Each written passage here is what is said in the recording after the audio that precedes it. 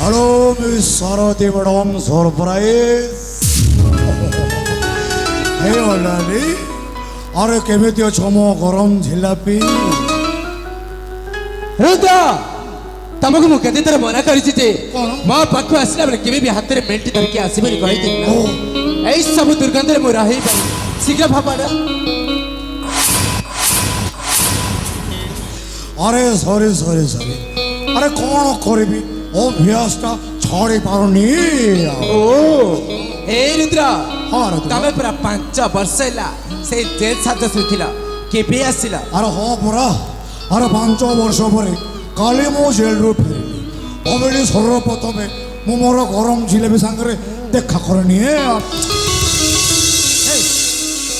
ଆଜି ପରା ସ୍ୱର୍ଗର ଅପସରୀପୁର ଦେଖାଯାଉଛ। କହିଲ କୋଉ ପାଣିରେ ଗାଧୁଛ?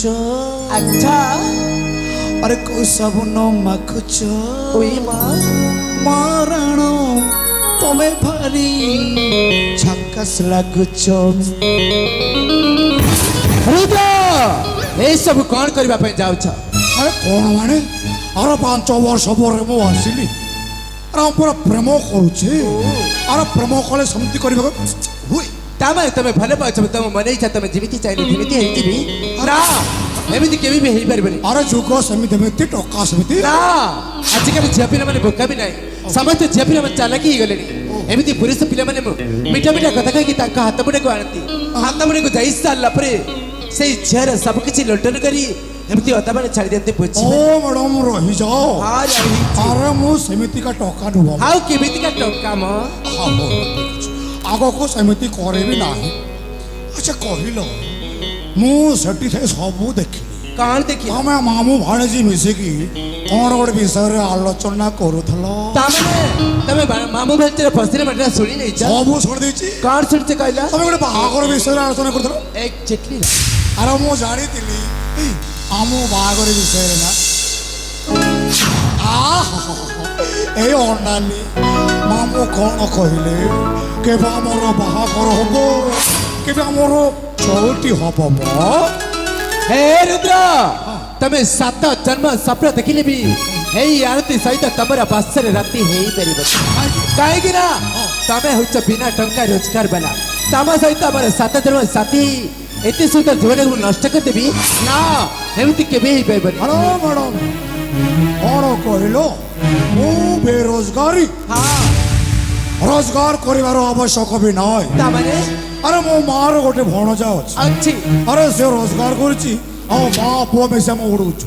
ଆରେ ଏଇ ମାମୁଁ ଘରେ ପଡ଼ି ପଡ଼ି କେତେ ଦିନ ଜୀବନ ବିତେଇବ। ଆମ ବଗିଚା ଘରକୁ ଚାଲି ଆସ ଆରାମରେ ରହିବ। ଓ ତମ ପାଇଁ ତମ ମାମୁଁ ଘର ମନ୍ଦିର ଆଉ ମୋ ପାଇଁ ମୋ ମାମୁଁ ଘର ଠାକୁର।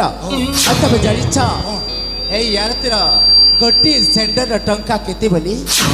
ଏଇ ଆରତୀର ଗୋଟିଏ ମେକଅପ୍ ଦାମ କେତେ ବୋଲି ତମେ ଭଲରେ ଜାଣିଛ? ଏଇ ଆରତୀର ଡ୍ରେସ୍ର ଦାମ କେତେ ତମେ ଭଲରେ ଜାଣିଛ?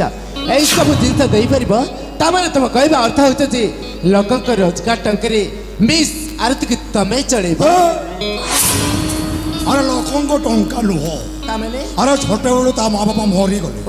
ତାକୁ ଛୋଟବେଳେ ପାଳି ବସି ବଡ଼ କରିଛୁ ଆଉ ତା କର୍ତ୍ତବ୍ୟ ହେଲା ଆମର ଖର୍ଚ୍ଚ ଉଠେଇବା।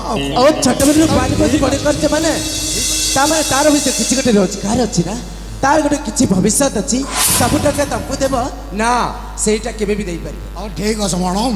ଆରେ ଆମେ ତ କାମ କରୁନୁ ଆଉ ତମେ ତ ବହୁତ ପାଠ ପଢ଼ିଛ। ଏଇ ମୁଣ୍ଡରେ ବହୁତ ବୁଦ୍ଧି। ଆଚ୍ଛା ଏଇ ବୁଦ୍ଧିଆ ମୁଣ୍ଡରେ ଗୋଟେ ବୁଦ୍ଧି ବତାଅ ଯେ ବିନା ପରିଶ୍ରମରେ କେମିତି କୋଟିପତିର ମାଲିକ ହେବି। ତମକୁ ଏମିତି ଗୋଟେ ବାଟକୁ ନେଇଯିବି ଯେ ତମେ ବିନା ପରିଶ୍ରମରେ କୋଟି କୋଟି ସମ୍ପତ୍ତିର ମାଲିକ ହେଇଯିବ। କେମିତି କହିଲ? ଏମିତି କେବେ କହିବିନି। ତମେ ପ୍ରଥମେ ମୋ ହାତ ଛୁଇଁ କଥା ଦିଅ ତାପରେ ଯାଇ ସେ କଥା ତମ ଆଗରେ କହିବି। ହାତ? ଆରେ ହଟା ସାବାନ କି ଘାଟା? ଆରେ ମୁଁ ପରା ତମର ମଥା ଛୁଉଛି। ତମେ ଯାହା କହିବ ମୁଁ ସେଇଆ କରିବି ଆରତୀ ମ୍ୟାଡ଼ାମ। ଠିକ ଅଛି ତାହେଲେ କହୁଛି ଶୁଣ। ରୁଦ୍ର ହଁ ମ୍ୟାଡ଼ାମ। ତମ ଯୋଉ ପିଲାଦିନର ସାଙ୍ଗ କିରଣ? ହଁ କିରଣ। ଆରେ ସେ ହେଉଛି ମୋର ଛୋଟବେଳର ସାଙ୍ଗ। ହେଲେ ମୁଁ କୋଟିପତି ପଛରେ ସେ କିରଣର କାମ କ'ଣ ଅଛି? କାମ କେମିତି? ତାଙ୍କର କୋଟି କୋଟି ଧନ ସମ୍ପତ୍ତିରେ ସବୁଥିରେ ପରିପୂର୍ଣ୍ଣ। ଆରେ ସେମାନେ ହେଉଛନ୍ତି ରଙ୍ଗୀନ ରାଜ୍ୟର ପୂର୍ବତନ ଜମିଦାର। ଆରେ ସେମାନେ ରାଜା ତାଙ୍କ ପାଖରେ ହଜାର ସମ୍ପତ୍ତି ହେଲେ ମୁଁ କୋଟିପତି ପଛରେ ସେ କିରଣର କାମ କଣ ରୁଦ୍ର ମୁଁ ଆଗେ ଆଗେ କହି ଚାହୁଁଛି ଆଉ ତମେ ଶୁଣି ଶୁଣି ଚାଲି ଯାଅ ତାହେଲେ ତାହେଲେ କହୁଛି ଶୁଣ ତା ସହିତ ଯଦି ମୋର ବାହାଘର ହେଇଗଲି କେମିତି ହୁଅନ୍ତା କିରଣକୁ ବାବୁ ଆରାମ ଜାତି ଶାଲି ଭଲ ପାଇବୁ ମତେ ତୁଳିବ ମୋ ସାଙ୍ଗରେ ଆଉ ବାବୁ ମୋ ସାଙ୍ଗ କିରଣକୁ ରୁଦ୍ର ଏଇ ଆରତି କାଲିକୁ ହାତ ଲଗାଇବା ପାଇଁ ସାହସ କେମିତି ଗଲା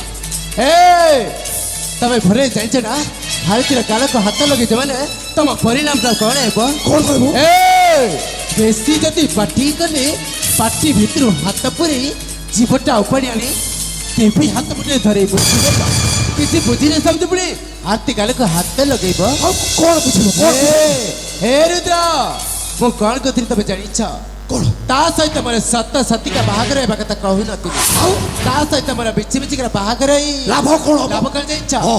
ସବୁ ଧନ ସମ୍ପତ୍ତି ସବୁ ମୋ ହାତ ମୁଠାକୁ ଆଣିବି ହଁ। ହାତ ମୁଠାକୁ ଆସି ସାରିଲା ପରେ ତମେ ଆଉ ମୁଁ ଅନ୍ୟ କୋଉଠି ଯାଇ ସୁଖ ସଂସାର ଗଢ଼ିବା କଥା କହୁଥିଲି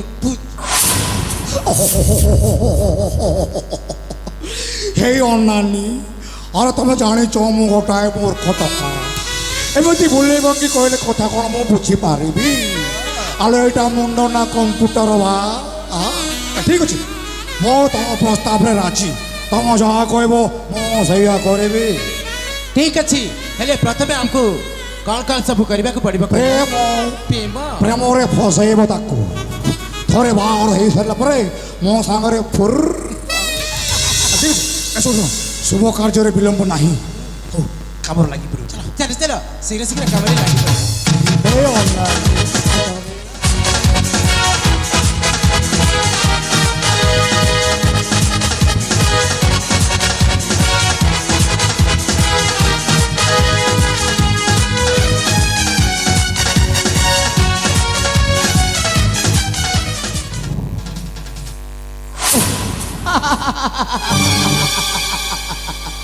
এই দেখুছ ରୁଦ୍ରକୁ ମୁଁ ଜମା ବି ଭଲ ପାଏନି ସେ ତ ଦେଖିବା ପାଇଁ ଜଗଳିଆ ପଶୁ ବୋଲି ଦେଖାଯାଉଛି ତା ସହିତ ପୁଣି ମୋର ସାତ ଜନ୍ମ ସାଥୀ କରିବି ନା କେବେ ବି ତାକୁ ଭଲ ପାଏନି କାହିଁକି ନା ଭଲ ପାଇବାର ଛଳନା ପକେଇକି ଏମିତି ମୋ ହାତ ମୁଠେ ରଖିଥିବି ଆଉ ଯୋଉ କାମ କରିନପାରିଥିବି ସେଇ କାମଟାକୁ ଏ ରୁଦ୍ର ହିଁ କରିବ କାହିଁକି ନା ମୁଁ ଭଲ ପାଏ ମୋ ପ୍ରିୟ କିରଣକୁ ସେଇ ମୋ ଗୋରା ଗୋରା ରୂପ ଯୌବନକୁ ଉପଭୋଗ କରିପାରିବ ତାଙ୍କ ଛଡ଼ା କିଏ ଯଦି ମୋ ଦେହଟାକୁ ଛୁଇଁ ଦେବା ପାଇଁ ଚେଷ୍ଟା କଲେ ତା ହାତରେ କାଟିକି ଟିକ୍ ଟିକ୍ କରିଦେବି କାହିଁକି ନା ନାମ ହେଉଛି ମୋର ଆରତୀ ସଦା ସର୍ବଦା ପ୍ରଭୁଙ୍କ ମନ୍ଦିରରେ ଧପ ଧପେଇ ଚାଲୁଥିବା ଆରତୀ ଏଠି ଗପସପ କରି ଆଉ ଯଥାରେ ମୁଁ ସମୟ ନଷ୍ଟ କରିଦେଉଛି ଯାଏ ଶୀଘ୍ର ଶୀଘ୍ର କାମରେ ଲାଗି ପଡ଼ିଲେ ମୋ କାମଟା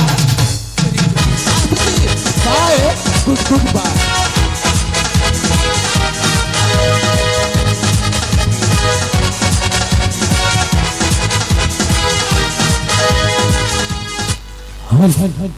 ପରିବେଶ ହୋଇଯାଇଥିବା ହିରେନକୁ କଳାରେ ଅତ୍ୟନ୍ତ ଖୁସି ହୋଇ